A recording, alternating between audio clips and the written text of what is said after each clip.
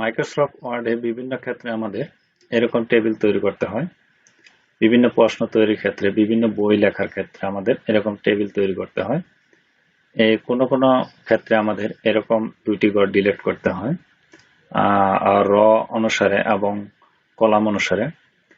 কোনো কোনো ক্ষেত্রে আমাদের এটা বড় করতে হয়, ছোট করতে হয়।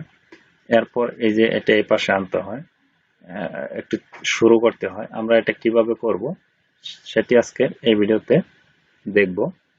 প্রথমে তার জন্য আমরা নিউ একটি পেজ নিই। নিউ একটি পেজ আমি দেখিয়ে দিচ্ছি কিভাবে করা যায়। প্রথমে আমি নিউ একটি পেজ নিলাম।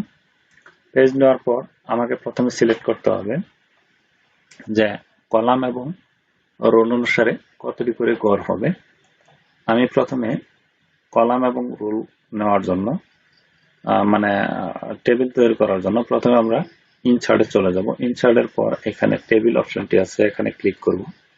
ক্লিক করার পর আমি এখানে র অনুসারে 1 2 3 4 5 6টি নিলাম, মানে রোল অনুসারে, এবং কলাম অনুসারে নিব 2 3 4 5টি নিলাম। এরপর আমাদের এটি কোনো কোনো ক্ষেত্রে বড় করতে হয়, তাহলে আমরা এখানে ক্লিক করে মাউসের লেফট বাটন ধরে আমরা নিচ দিকে ড্র্যাগ করব, যে বড় হচ্ছে। এরপর কোনো কোনো ক্ষেত্রে আমাদের এটা শুরু করতে হয়, মানে এটা এই পাশে নিতে হবে। যেমন এই যে মাউসটা এখানে নেওয়ার পরে যদি এরকম চিহ্ন আসে, আমি মাউসের লেফট বাটন ধরে এখানে ড্র্যাগ করব, এই যে শুরু হয়ে গেল। যদি আমি এটা শুরু করতে চাই তাহলে এই অপশনটি আমি এভাবে ক্লিক করব, শুরু হয়ে গেল। এখন আমার কথা হলো যে এই দুইটা ঘর আমার একটি করে পরিণত করতে হবে, তাহলে এই দুইটা আমরা ক্লিক করব, মানে ড্র্যাগ করব। ড্র্যাগ করার পরে মাউসের রাইট বাটন ক্লিক করব। ক্লিক করার পর এই অপশনটি আমরা ক্লিক করব, তাহলে এটি একটি ঘর হয়ে গেল। এখন আমার প্রয়োজন যে এই ডান পাশে এই দুটি ঘর আমি রাখবো না, তার জন্য এই দুটি ড্র্যাগ করব। ড্র্যাগ করার পর মাউসের কিবোর্ডের যে ব্যাক বাটন আছে সেটা ক্লিক করব।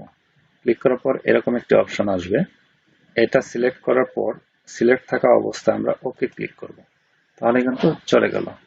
এখন যদি আমি চাই যে নিচে এরকম আরেকটি ঘর অ্যাড করব, তাহলে এখানে ক্লিক করে আমি এন্টার বাটনে ক্লিক করব, তাহলে কিন্তু হয়ে যাচ্ছে।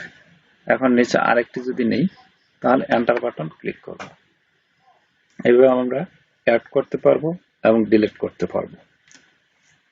এই ছিল টেবিল কিভাবে তৈরি করা হয় এবং কিভাবে অ্যাড করতে হয়, কিভাবে ডিলিট করতে হয়, এ টু জেড এখানে আমি দেখিয়ে দিলাম। পরবর্তীতে আমি অন্য যে কোনো একটি ভিডিও নিয়ে হাজির হব। আজকের মতো এ পর্যন্তই। ভালো থেকো, সুস্থ থেকো, আল্লাহ হাফেজ।